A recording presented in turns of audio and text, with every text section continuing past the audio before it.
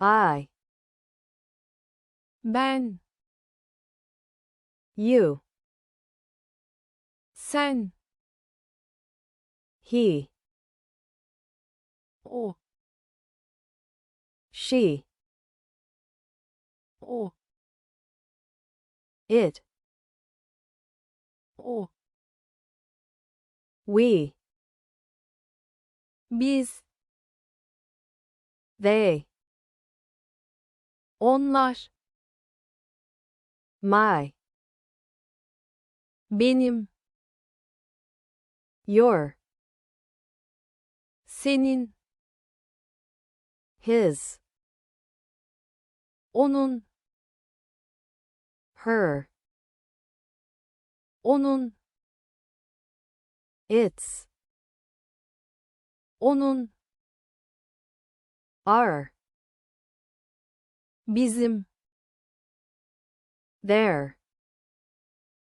onların, myself, kendim,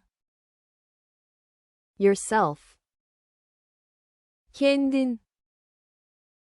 himself, kendisi, herself, kendisi, itself,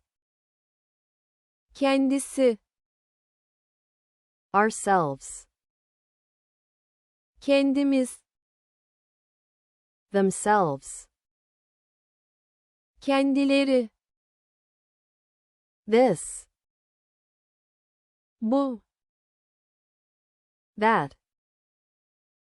şu, these, bunlar, those, şunlar, who,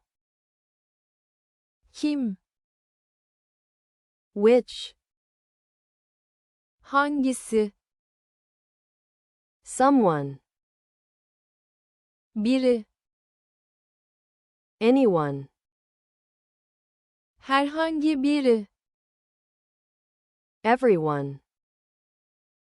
herkes,